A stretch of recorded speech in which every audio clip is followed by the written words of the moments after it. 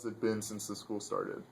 Um, it's actually been great because when Success Schools partnered with Aspira, we didn't really know what we were getting into because it was so new and nobody had been down that road ever. Is this the first Success Academy? This is the first. Success Schools started with John B. Stetson Success Academy. Oh, really? Yeah. 2 years ago. Yep. Oh, I know. 18 months ago. Oh, wow. We were a small company, with 3 staff members. We've grown, Wow. to say the least. We have almost 200 staff members, and Success Schools is in Washington, D.C., Pittsburgh, Richmond. We have schools all over the United States. But it all started here. And we didn't really know we were getting, especially the school and a school model. Yeah. A lot of us that are with Success Schools come from a comprehensive school background. We've worked all over the city, a lot of different scary places where kids are expelled and sent to us. And so we have the experience. So when Aspira came into a neighborhood school that was on the persistently dangerous list for years and years, not that they couldn't handle the kids, but they didn't have quite the experience to handle those students that were behavior issues or relatively volatile students. What they did was they went out and they sought out us, and we have that experience. And what we gave them was an opportunity to keep those students in the school, keep those students on their roles, without compromising their integrity, behavior-wise in the building. Still getting that teacher support, because if students are demonstrating certain behavior in a teacher's classroom and they're not being dealt with, they're not being held accountable, they're not being, held accountable ultimately, it creates a real tension between administration and the teaching staff. And that's where a lot of, especially persistently dangerous schools in Philadelphia, are really struggling, because it's a lot of those teachers have some real issues stemming from the lack of support. So what we are is the ultimate support system. And your numbers have significantly improved since this became charter? So far yes. I believe the numbers are, and I spoke with Renato Lahara, the school principal, and I think we've gained 250 students from 2009 until to date. So I think their enrollment was around 500 when Aspira came in, and we're over 750 now. So the word's out, because I talk to parents every day. They're like, "Oh, I didn't want to send my kid to John B. Stetson, but I heard such good things. I came and checked it out." And I mean, in terms of PSSA scores, expelled students, I think there was 1 or 2 last year. We had 1 expulsion, and it was compared to I mean, what's reported? Almost 500. What's what not reported? Kids just sent home and told not to come back until Thursday. I mean, I know that I've had conversations with deans here, and they said it was almost 1,000. But that's unwarranted numbers that they're just throwing around, and so. So if you had to say the biggest, or maybe 1 or 2 driving factors that really help students learn, create a learning environment, which is what schools should do. What is it? It's the team mindset that this building has. A lot of times teachers feel as though they're on an island or in regular public schools, and here they really have support systems that really make them feel like they're part of a bigger unit. What Aspira did was excellent, instituting the Master Teacher Program, where the teachers here get guidance, helpful feedback.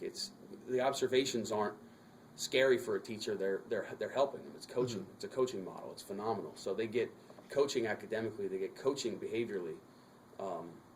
Behavior management in the classroom is so improved. The kids feel it, and the kids feel that everybody is in it together. So they want to join the team that's already in place, which is the staff members. And when those students join, we get everybody working together. So the normative culture in the building is, around here we support our teachers. And a lot of times in some schools that I've been to, is you're really an outcast if you're supporting your teacher. You're really an outcast if, even if you want to have a conversation with a teacher. Here, if you want to disrespect a teacher, you're going to be an outcast in this building. And it's really, the transition has been, it's been phenomenal to watch. And I'm just glad to be a part of something that has been so great as what it has been, John B. Stetson. How many schools have you been to? Since I started my career, I started at Glen Mill Schools, which is a residential placement. And I was at Daniel Boone School. I was at a school in Camden. I was at a school in Trenton, and now I'm here. Okay, so this is the fifth one. Fifth in 5 years actually. But I go where I got placed in a unique position where it isn't exactly my niche, but when I'm with a company, they know, okay, he's been through this before, he can be an asset. So, Mr. Flavel, Steve Flavel, our regional director, he's been to over 10 schools, and you see like what works and, yeah, and what doesn't. Robert Lysick, our chief operating officer at Success Schools, one of the founders of Success Schools. I mean, he's been to over 30, 40 schools. Wow. He's been into and go through the transition crazy. from this is a dangerous place to this is a safe place.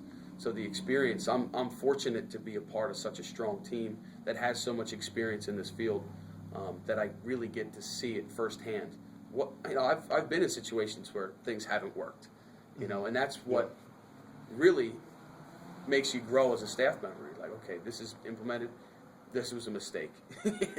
So do you think like traditional public schools could adopt something like a Success Academy and it work, or?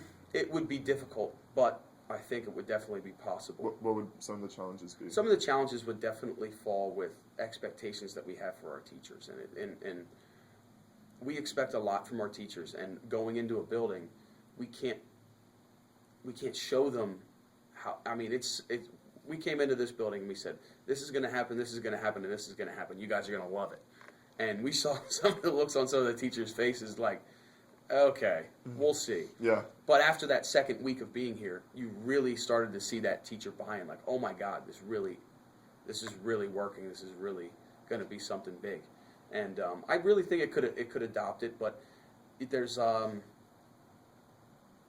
don't know. It would. I have faith that the school district could handle something like this, but it would take a great principal that is able to think outside the box. One of the biggest struggles that we face is, school principals have worked hard to get to where they are, and they've done things in their career that led up to taking over that position. What was great with Mr. Lahara is he was young as a principal. It was only his second or third year, and he saw what the school was.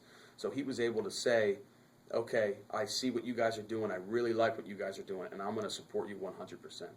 We wouldn't be able to do what we do in this building and this transition and how we helped Aspira and everybody along if we didn't have that kind of support from administration in the building. They gave us a lot of freedom to implement some things that normally principals would take as, we're stepping on their toes, because ultimately the behavior management in the building is being handled by, Success Academy. And he suggests the students go up there and we have a full process and a meeting, but when it comes down to it, it's kind of taken, not off his plate, but a lot of that load that would be on the principal's plate is relieved. And if you have an administrator that can think outside the box and is willing to put everything into a Success Academy, I think that it's going to flourish anywhere that you That's put it. a really good point. Yeah.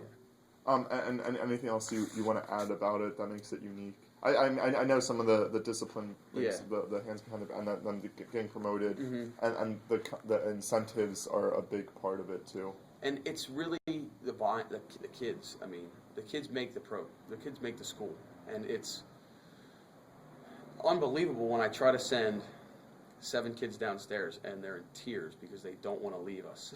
Oh. Listen, I'm like, you have to go back downstairs. There's other kids in the building that need our help, and they become so reliant on the structure, and they become so reliant on the community that we build that they feel like something's really being taken away from them. Wow.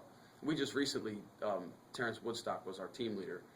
He just recently got promoted. He got we got another school, Success Schools, and he was promoted to another position. So he left, and you wouldn't believe the mayhem that was in my assembly. Kids were bawling and crying, and at first I'm like, what is going on here? But they have become so used to that support system and so used to seeing his face every Something morning. to depend on. Yeah. And when they did something wrong, they would come in, and you could tell it. You could see it on their face, and they'd come, right to Mr. Rodriguez, right to Mr. Woodstock, and say, listen, I made a mistake at home. I want to talk to you about it. And that is absolutely unheard of for middle school kids in a lot of parts of the world. And we've built such a community in our academy that that's expected. You know, if a student has an issue at home, we expect them to come in and talk about it. And just that conversation will prevent a lot of issues. And that's really what we're in the business of. In Success Schools, we're in the business of preventing issues, first and foremost.